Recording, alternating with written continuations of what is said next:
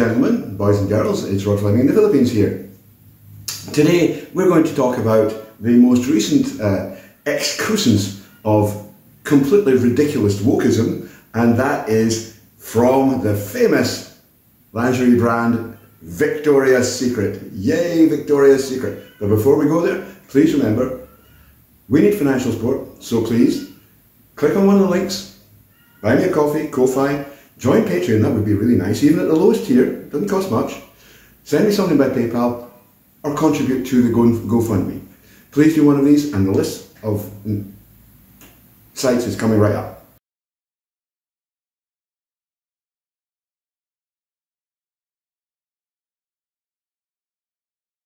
And so, on with the story. Yes, it has been announced by Victoria's Secret, none other, that they are firing the famous angels who happen to be some of the most gorgeous models on the planet and replacing them instead with a bunch of sundry women.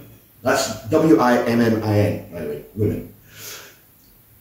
One of these is the appalling Megan Rapinoe, known for her foul mouth and terrible attitude, who plays a game called football. And by the way, Americans, it's not called soccer, right? Just because you decided 15 years ago that you were going to start playing the game that was already the most popular ball game on the planet doesn't give you the right to change its name. Okay? It's football, right? And secondly, football is a man's sport. And I don't care if you think that's sexist. I never saw Diego Maradona or Pele running about in a tutu. Did you? Did anybody? Did anybody see that? No, because it's a man's sport. It's a tough, high action, fast, brutal man's sport. People literally get legs and arms broken playing football. I've seen it. You're talking here, or I am talking to you, you're talking here to a man who was formerly a professional football photographer, right? Highly successful. And I can tell you, this is one brutal game.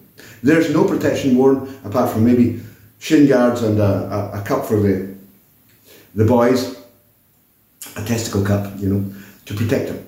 It's not a women's game. And actually, I tell you something, watching women's football is like watching Sunday League. It's appalling. It is absolutely no surprise that the USA under 15 boys team thrashed the women's national team. This is no surprise at all, right? There are some things that men are better at than women.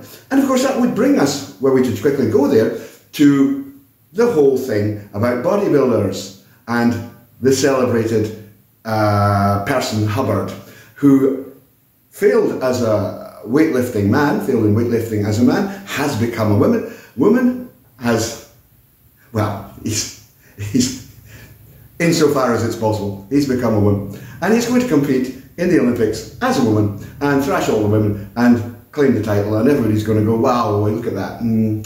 Well, you know, same difference. You can't argue against that, and I do argue against that, by the way. You can't argue against that unless you accept that men are just better at some things than women. I mean, that's logic. I know that wokists don't do logic. I know it's really something they don't like, but nevertheless, it's there. You can't argue against Hubbard and then say, oh, but, you know, women can do everything as well as men, because if women can do everything as well as men, then why shouldn't Hubbard compete against women? Do you follow? Anyway, back to Victoria's Secret.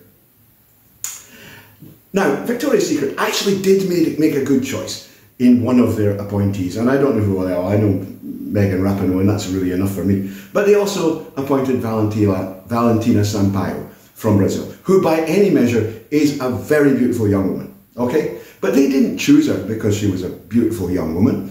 They chose her because she was trans, right? So what is this? This is virtue signaling, right? Did they choose Megan Rapinoe because she's a basically second-rate football player who couldn't kick her way out of a paper bag? No, they picked her because she's a lesbian. It's virtue signaling. That's all it is. It's typical woko virtue signaling.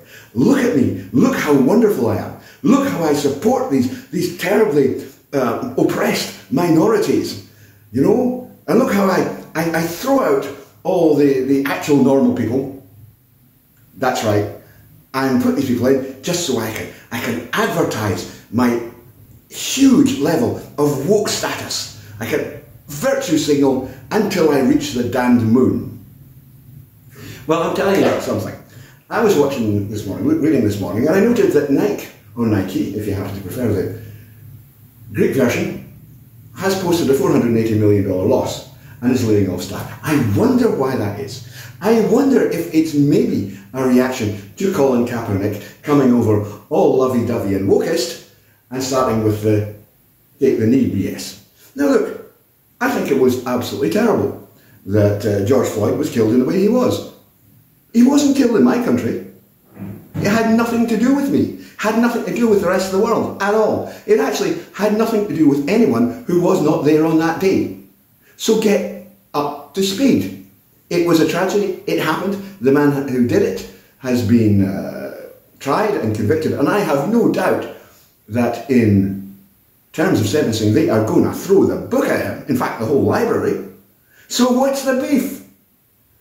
But Kaepernick had to take the knee, you know. He had to do that. And so now Nike is struggling. Let's look back again. Gillette. Gillette decided to tell all men that they were utter scum. And they had to do better. And what happened? Gillette started losing money. You know? Gillette is the original safety razor company. And now they can't compete. Because, for why? Because men will not buy Gillette products anymore. I wouldn't buy a Gillette product. I don't know any man who would. Why would we do that? If Gillette thinks we're such awful people, why should we patronise them? Why should we give them our money? There are plenty of competitors. That's the beauty of capitalism, you know. There are loads of competitors and you can put your money somewhere else. And please, let's do that. And the other thing I would like to say, getting back to the scantily dressed models whom I have got pictures up of because I like that sort of thing, do you really believe, does Victoria's Secret marketing department really believe that women are buying these clothes, right, for themselves? In large measure, no, they're not. The people who are buying these clothes, mail order of course, are men. When women go to buy underwear, I mean, I've accompanied women doing this, they go to the shop, they try it on, they look in the mirror.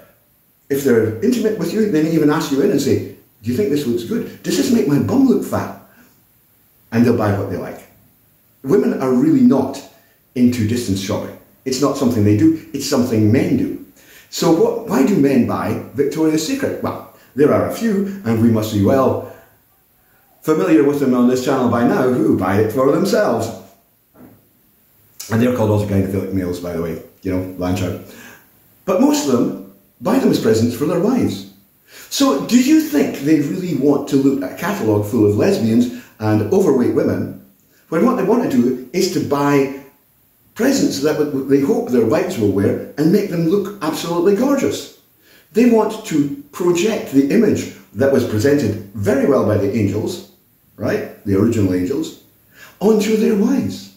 So they buy Victoria's Secret. And I don't have any hesitation, no compunction whatsoever, in predicting that come results time, corporate results time next year, Victoria's Secret is going to be looking very green indeed. And I don't mean they want to save the planet.